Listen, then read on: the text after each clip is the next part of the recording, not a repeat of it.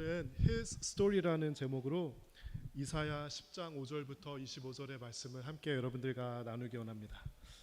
우리가 성경을 읽을 때요, 많은 사람들에게 쉽게 공감되고 또 쉽게 술술 풀리는 그런 본문과 주제가 있고요. 또 때로는 조금 이해되기 어렵고 좀 공감되기 어려운 그런 주제와 제목들이 있습니다. 소리를 조금만 이렇게 낮춰주셔도 될 것 같아요. 오늘 본문이요, 사실은 조금 이해하고 공감하기가 어려울 수도 있다고 생각이 드는 그런 본문입니다. 성경에는 전쟁 이야기가 참 많이 나와요. 전쟁은 필연적으로 사람을 죽이고 공격하고 그런 일들이 동반됩니다. 사람을 사랑하시고 생명을 중시하시는 하나님께서 어떻게 전쟁을 허락하실 수 있을지, 또 어떤 때는 왜 전쟁을 명령하시는지에 대해서 솔직히 잘 이해가 되지 않을 때가 있습니다. 사실은 신앙생활을 하고 성경을 읽다가 보면은 우리가 잘 이해가 되지 않는 그런 주제들이 꽤 많이 있습니다. 이럴 때 조금 더 바람직한 자세는 하나님은 하나님이시고 나는 사람이라는 것을 인정하는 자세입니다. 하나님께서 하시는 일이 다 우리가 이해가 된다, 다 공감이 된다 라고 생각하면 사실은 하나님이 아닐 것입니다. 그렇죠? 아마 사람이 만들어낸 그 모든 그 어떤 것은 사람의 방법과 생각으로 이해할 수 있지만 하나님은 하나님이시기 때문에 때로는 우리가 이해할 수 없지만 받아들이고 믿음으로 접근해야 할 때가 있습니다. 그런 의미에서 하나님이 잘 이해되지 않는 것이 우리는 이해가 되어야 합니다. 그렇죠? 여러분은 전쟁을 경험하시지 못하셨죠? 대부분의 분들은. 제가 알기로 남무교회에 있는 소수를 제외하고 대부분의 사람들은 직접적으로 전쟁을 경험하지는 못했을 것입니다. 하지만 어느 정도 전쟁의 영향을 받고 자라난 세대입니다. 우리 모두 군부 독재, 민주화 데모, 민방위 훈련, 평화의 댐, 여러분 이런 거 기억나시나요? 저도 초등학생 때 간첩 신고 이렇게 포스터를 만들던 그런 기억이 납니다. 그때는 왜 하는지도 모르고 만들었는데요. 지금 생각해 보니까 한국에서 전쟁이 있었기 때문에 그 전쟁에 대한 애프터매스로 그런 영향을 받으면서 그렇게 성장했다는 것을 알게 되었습니다. 워싱턴 DC에 있는 한국 전쟁 참전용사 기념공원에 가면 다음과 같은 글귀가 쓰여져 있습니다. Freedom is not free. 우리가 가진 역사관에 따라서 전쟁의 목적과 의미를 우리가 다르게 받아들이고 해석할 수 있지만요, 우리 기독교인이 크리스천이 전쟁을 바라보는 관점은 어떤 정치적이나 군사적인 관점이 아니라 하나님의 관점으로, 성경의 관점으로, 믿음의 관점으로 우리가 전쟁을 한번 바라보고 이해하려고 노력해야 할 것입니다.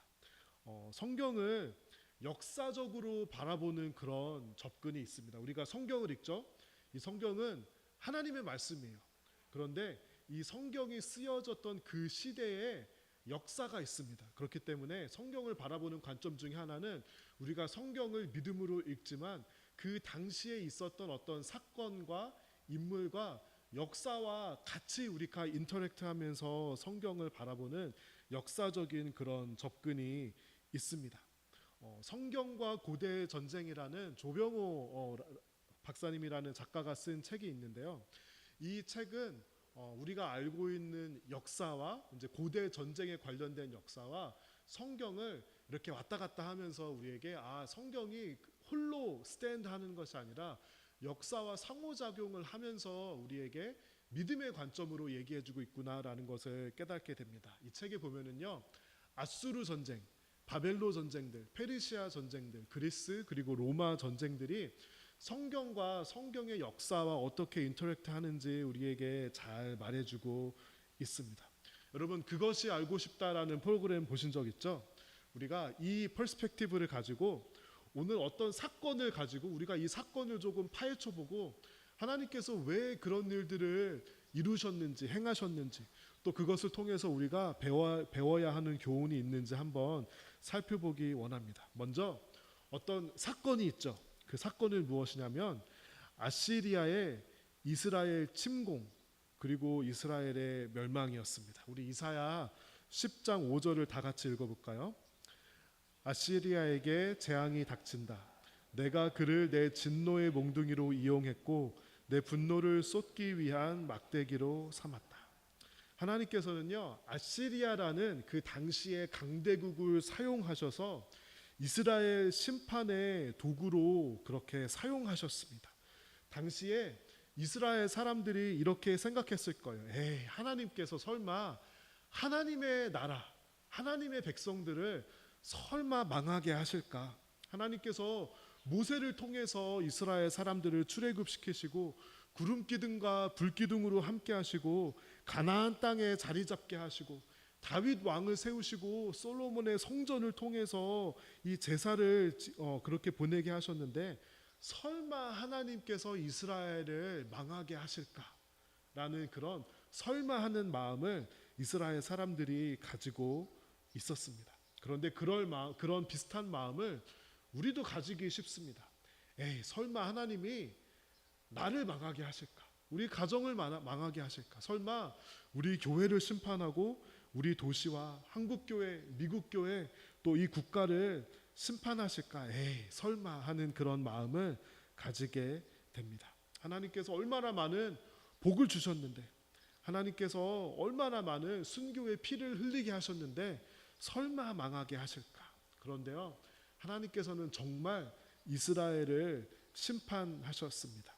여기까지는 어느 정도 양보해서 받아들일 수 있습니다. 이스라엘 사람들도 하나님 여기까지는 인정할 수 있습니다. 왜냐하면 우리가 지은 죄가 있고 우리가 하나님을 잊어버리고 우리가 우상을 섬겼기 때문에 여기까지는 받아들일 수 있을지도 모릅니다 라고 생각할 수 있는데요, 그런데 당시 이스라엘 사람들이 정말 이해하기 힘든 것이 무엇이냐면 하나님께서 이스라엘을 심판하기 위해서 아시리아라는 그 국가를 도구로 써서 심판하신 것을 도저히 이해할 수가 없었던 겁니다. 왜냐하면요, 아시리아는 전혀 하나님을 모르던 사람들이었고 하나님을 예배하려고 하지도 않았고, 역사책을 찾아보면 이 아시리아라는 나라가 얼마나 악한 행신들을 그렇게 행했는지 정말 우리가 설명할 수 없을 정도입니다. 우리가 자녀를 키울 때 어떤 자녀를 혼내죠. 그런데 그 자녀가 억울해할 수 있어요. 왜냐하면은 내 오빠가, 내 동생이 나보다 더 나쁜 일을 했는데 더 나쁜 일을 한 그런 오빠나 자녀, 그런 형제는 가만히 내버려두고 덜 나쁜 일을 한 자녀만 부모가 혼낸다고 생각해 보세요. 그러면은 굉장히 억울하겠죠. 그런 일들이 일어난 것입니다. 하나님, 우리보다 쟤네가 더 나쁜데요, 어떻게 쟤네를 사용해서 우리를 그렇게 심판하실 수가 있습니까? 이것이 그 당시의 사람들이 받아들이기 힘든 그런 이슈이자 딜레마였습니다. 그리고 그 스토리는 아시리아의 승승장구로 전개됩니다. 우리 7절부터 9절까지 같이 읽어볼까요? 그러나 아시리아 왕은 내가 그를 도구로 삼아 이용하고 있다는 것을 알지 못하고 그런 생각을 전혀 하지 못한다. 그는 다만 마음속으로 세계를 정복할 계획의 일부로서 내 백성을 공격할 생각을 하고 있다. 아시리아 왕이 이렇게 말했다. 내 지휘관들은 모두 왕이나 마찬가지다. 갈로는 길그미스처럼 우리에게 멸망당할 것이고 하맛은 아르바처럼 우리 발 아래 떨어질 것이며 사마리아는 다마스커스처럼 우리에게 멸망할 것이다. 아시리아가 전쟁을 하는 건 전쟁마다 이기는 겁니다. 왜 그렇게 승승장구했냐면요, 하나님께서 아시리아를 도구로 사용하고 있기 때문에 그 나라가 승리한 것입니다. 그런데요, 아시리아의 왕은 착각했어요. 내가 너무 능력이 출중하구나. 나가는 전쟁마다 이기네. 이제 우리 아시리아 나라와 군대에게 어떤 특별한 능력이 있구나라고 착각하게 된 것입니다. 사람에게, 우리 사람들이 가장 무섭고 경계해야 하는 것이 있다면 바로 우리 자신에 대한 착각입니다. 가장 무서운 사람은 어떤 사람이냐면요, 승승장구하는 사람이에요. 하는 일마다, 손대는 일마다 잘 되는 거예요. 직장에서는 초고속 승진을 하고 비즈니스는 손을 대는 것마다 잘 되고 투자를 하는 것마다 잘 되고, 이런 사람은요 다 그런 것은 아니지만 10중 8구 착각하게 됩니다. 내가 잘 되는 것이, 나의 일이 잘 풀리는 것이 나의 뛰어난 능력 때문이구나 라고 그렇게 착각하게 됩니다. 또 이렇게 착각하게 되면은 마음이 교만해지게 됩니다. 성도로서 우리가 가져야 하는 능력은 자기 객관화의 능력입니다. 승승장구함으로써 교만한 사람은 자기 객관화할 수 있는 능력을 잊어버리게 됩니다. 아수르의 왕이 그랬고요. 이 아수르의 왕이 자기 자신에 대해서 이렇게 말합니다. 13절 제가 읽어드릴게요. 아시리아 왕이 이렇게 말했다. 내가 내 힘으로 이런 일들을 했다. 내 지혜와 모략으로 많은 나라를 무찔렀다. 그들의 재산을 빼앗았고 엄청난 숫자의 사람들을 포로로 사로잡았다. 여러분, 이게 제가 그냥 이렇게 읽어드렸지만 자기 자신에 대해서 이렇게 자랑하는 사람 여러분 혹시 좀 들어보신 적 있으세요? 내가 내 힘으로 이걸 다 했고 내 지혜와 모략으로 내가 다 한 거야. 그들의 재산을 내가 다 빼앗았고 엄청난 사람의 숫자들을 포로로 내가 사로잡았어. 나 완전 내가 제일 잘 나가. 이렇게 말하는 사람, 이런 자랑을 듣고 있으면 여러분 어떤 마음과 어떤 기분이 들죠? 정말 쥐구멍에라도 들어가고 싶어요. 그렇죠? 그런데 자기 자신의 마음에 교만이 가득 찬 사람은 이렇게 자랑을 하면서도 다른 사람들이 쥐구멍 안에 들어가고 싶은 그것조차 인지하지 못하는 겁니다. 그의 마음이 철저하게 교만해지고 자기 객관화하는 능력을 완전히 잃어버렸기 때문입니다. 그런데요, 하나님께서 이런 아시리아를 사용하시는 것도 잠시입니다. 아시리아의 왕이 승승장구하는 것도요 잠시에 불과하고요, 하나님께서는 결국 그 교만한 아시리아의 왕과 아시리아 국가를 또 심판할 것을 예언하십니다. 우리 16절 다 같이 읽어볼까요? 그러므로 주 만군의 여호와께서 아시리아의 군인들에게 무서운 질병을 보내실 것이다. 아시리아의 힘이 다 빠지게 되고 모든 것이 없어질 때까지 다 타버릴 것이다. 승승장구하는 조직에 여러분 한번 있어 본 적이 있으신가요?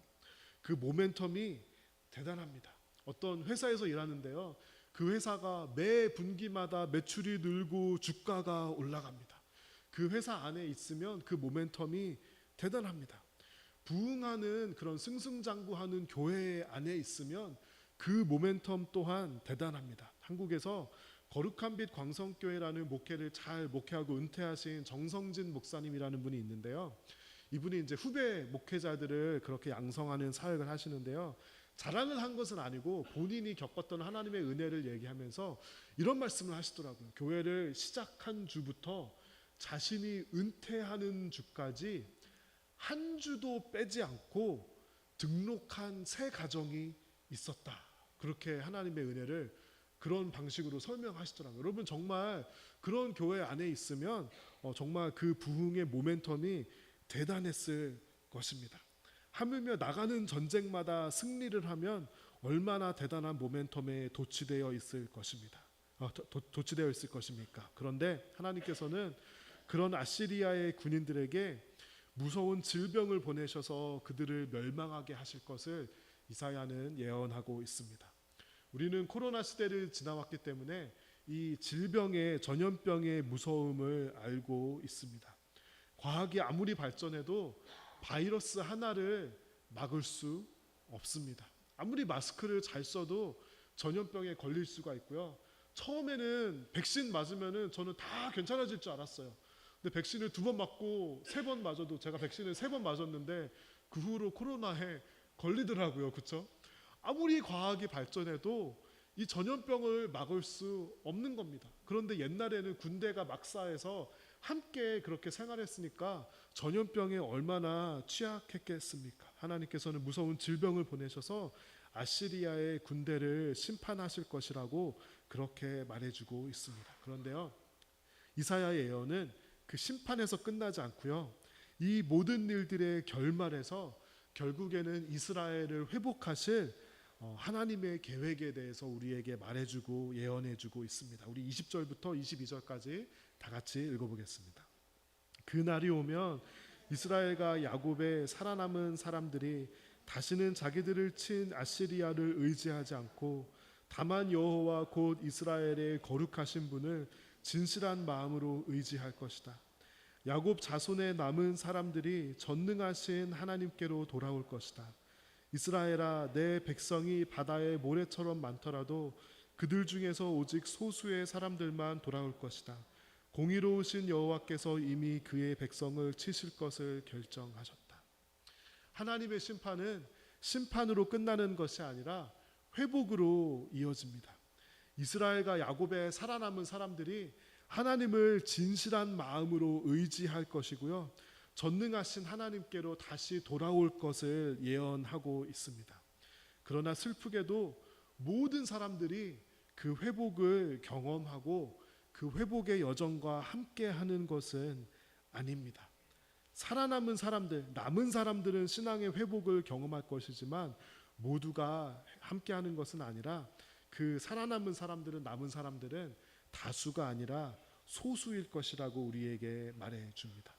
영어로는 이 남은 사람들을 하나님께 순결한 신앙으로 다시 돌아오고 회복하는 사람들을 렘넌트라고 그렇게 부릅니다. 이 렘넌트라는 단어는 굉장히 의미심장한 단어입니다.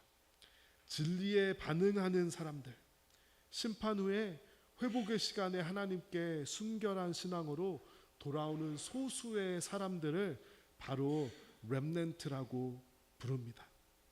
안타까운 것은 이 회복을 경험하는 사람들은 다수가 아니라 소수입니다. 하나님의 나라는 누구에게나 열려 있지만 그곳으로 향하는 길은 넓은 길이 아니라 좁은 길입니다. 마크 트웨인이라는 사람이 이런 말을 했어요.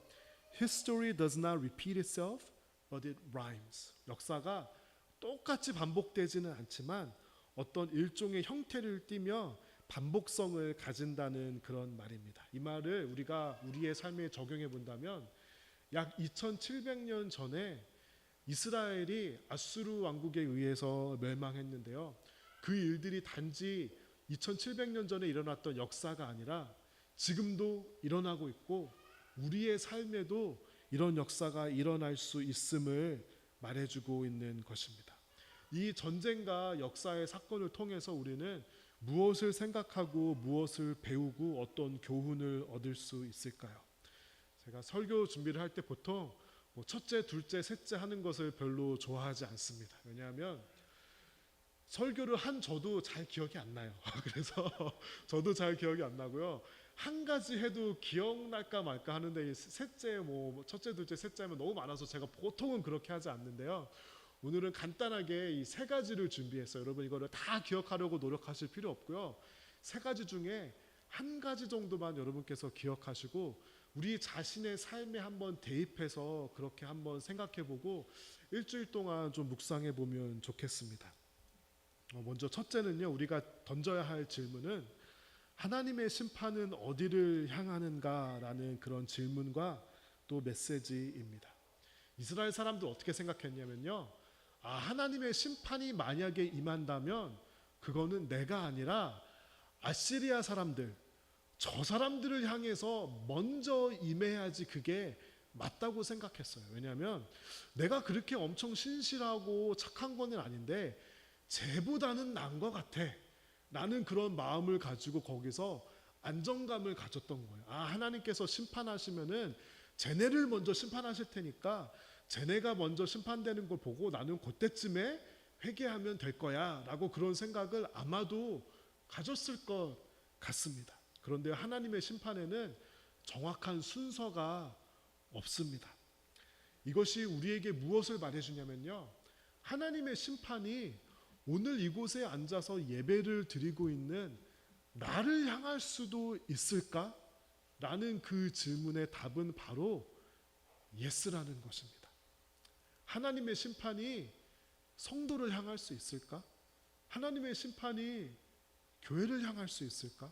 하나님의 심판이 이 도시와 이 기독교 아이디얼로 세워진 이 나라에 임할 수 있을까라는 그 질문에 저는 안타깝게도 예스라고 그렇게 우리가 그 가능성을 열어두어야 한다고 생각합니다.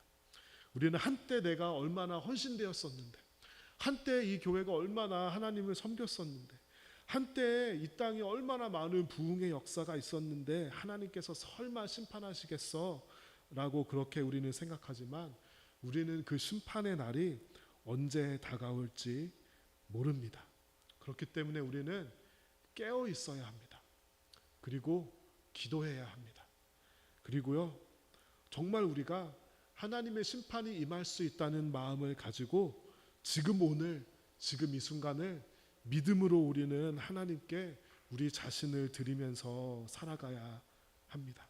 겉으로 보기에는 믿음을 잘 가지는 것 같고, 겉으로 보기에는 하나님의 심판을 디저브하지 않는 사람 보일지라도 그 마음 안에 하나님을 향한 마음이 어떤지, 우리의 이 교회 오는 이 시간 외에 우리의 삶의 행실이 어떤지 우리 자신에 대해서 하나님의 심판에 빗대어 우리 자신을 살펴보아야 할 것입니다. 두 번째는, 나는 일이 잘 풀리고 승승장구할 때 교만한 사람인가 하는 질문입니다. 여러분, 승승장구는 하나님의 축복일까요? 아니면 하나님의 저주일까요? 우리는 흔히 일이 잘 풀리고 잘 나가면 그것이 하나님의 복이라고 생각합니다. 그런데 이 아수르 왕국에 있었던 그 왕의 삶을 보면은요, 전쟁에서 다 이기는 것이 그의 마음을 교만하게 했습니다. 승승장구가 그에게는 축복이 아니라 바로 하나님의 심판이었던 것입니다. 우리는 일이 잘 풀리고 다른 사람의 인정을 받을 때 그 찬양과 영광을 하나님께 돌리고, 주님, 저는 무익한 종입니다 라고 고백하기보다는 아시리아 왕 같은 그런 마음을 가지기가 쉽습니다. 내가 내 힘으로 이런 성공을 이루었다, I deserve it and it's all me 라는 마음을 대놓고 하지는 않아요. 그렇죠? 대놓고 하지는 않지만 속마음으로는 그런 마음을 가질 때가 있습니다.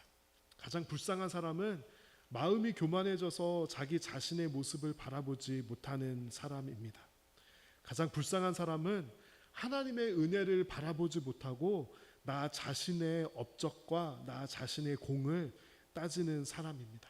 교만한 사람은 처음에는 사람들을 막대하고요, 나중에는 하나님을 함부로 대하는 그런 사람이 되어집니다. 승승장구하고 일이 잘 풀리는 그런 사람이 있습니까? 그러면은요, 정말 우리가 깨어서 정신을 차리고 하나님께 그 모든 영광을 돌리며 하나님을 위해서 그 일들과 그 영향력을 사용해야 합니다. 우리의 일들이 잘 풀리는 것은 내가 자랑하고 소유하고 사용하기 위함이 아니라 하나님의 뜻을 이 땅에 나타내기 위함 때문입니다. 세 번째는, 남은 사람들, 그 렘넌트 안에 나는 과연 있을까 하는 질문입니다. 회복되어서 아시리아를 의지하지 않고 이 세상의 부와 힘을 의지하지 않고 하나님을 진실된 마음으로 의지할 그 남은 소수의 사람들 가운데 과연 내가 있을까? 라는 질문을 우리 자신에게 해야 하는 것입니다. 이스라엘 사람들이 이제는 끝이라고 생각했을지도 모르겠어요. 자신이 살던 그 터전이 다 불타 없어지고요, 다 아시리아 군대가 짓밟고 삶의 터전이 없어지고요, 나중에는 결국에는 포로로 끌려가게 됩니다. 그런데 하나님께서는 사람들은 다 끝이라고 생각했을 때 그것을 끝이라고 하지 않으시고 새로운 회복의 길을 이끄시고 그 소수의 사람들을 통해서 다시 한번 하나님의 나라에 대한 꿈을 꾸시고 비전을 주시고 일으켜 주십니다. 우리의 삶을 살다가 보면은 정말 여기가 끝인가 봐 라고 생각될 때가 살다가 보면 한두 번은 있습니다. 새롭게 하소서라는 그런 간증 프로그램을 좋아하는데요, 물론 그런 프로그램은 일반 사람들보다 조금 더 좀 굴곡이 있는 사람들이 나와서 간증을 펼쳐내는데요, 대부분의 경우 그 사람들의 삶에 정말 여기까지인가 봐 하는 그런 순간들이 오게 됩니다. 그런데요, 하나님께서는 끝이 아니라 새로운 시작을 우리에게 항상 열어주십니다. 그것이 하나님의 회복의 역사입니다. 여러분은 하나님의 회복의 역사 가운데 속해 있는 사람입니까? 제가 신학교를 다닐 때 대부분의 수업이 별로 재미가 없었습니다. 그런데 가장 재밌었던 수업 중에 하나가 교회사, 교회 역사를 배우는데 그거는 정말 재밌더라고요. 왜냐하면 역사를 보면서 하나님께서 어떻게 일하시는지 볼 수 있었기 때문입니다. 사람이 길게 살고 오래 살아도 80년, 90년, 100년을 넘기기가 어렵습니다. 그런데요, 교회 역사를 보니까 우리는 하나님을 볼 때 우리의 삶이라는 굉장히 내로한 프레임으로 하나님을 봅니다. 그렇죠? 그런데 역사를 통해서 보면은 굉장히 와이드한 프레임으로 하나님께서 행하시는 일들을 보게 됩니다. 그래서 성경을 볼 때도요, 역사서를 볼 때 우리가 우리의 믿음의 시각이 넓어지게 되고요, 교회 역사를 볼 때 또 세상의 역사를 통해서 하나님을 볼 때 훨씬 더 넓은 그런 역사의 시각을 가지게 됩니다. 우리가 경제를 이해할 때 크가지 두 가지 프레임으로 바라봐야지 경제를 이해할 수 있어요. 첫 번째로는 마이크로한, 그렇죠? 좁은, 굉장히 작은 어떤 한 기업의 어떤 재무제표를 분석하고 굉장히 좁게 보는 것이죠. 또 우리가 매크로하게 볼 수 있습니다. 역사를 보고 이자율을 보고 국가 지수를 보고 이 두 가지가 균형 잡힐 때 우리가 경제를 온전히 이해할 수가 있습니다. 너무 좁은 것만 보거나 너무 큰 것만 보면 이해하기가 어렵죠. 하나님의 역사도 그렇습니다. 우리가 각 사람의 삶에 굉장히 세밀하게 역사하시는 하나님의 그 역사를 우리가 반드시 경험해야 하지만요, 이런 큰 역사를 통해서 오랜 시간과 여러 세대를 통해서 우리의 삶에, 우리의 국가에, 우리의 민족에 역사하시는 하나님의 뜻을 우리가 또 볼 수 있어야 균형 잡힌 시각으로 하나님께서 하시는 일들을 이해하는 것입니다. 역사를 우리가 영어로는 히스토리라고 합니다. 그런데 우리가 성도로서 역사를 바라볼 때 역사는 히스토리가 아니라 바로 하나님의 이야기, His story입니다. 우리의 길어야 100년 되는 짧은 삶으로 하나님께서 행하시는 그 모든 일들을 이해할 수는 없습니다. 하지만 그럴 때 우리가 성경 말씀을 보고 역사를 보면서 하나님께서 풀어가시는 그 회복의 역사 안에 우리 자신의 삶과 인생을 발견해야 하는 것입니다. 하나님의 심판은 절대로 심판에서 끝나지 않습니다. 반드시 하나님은 심판을 통해서 회복의 역사로 우리를 이끄시고 우리의 삶을 초대하는 것입니다.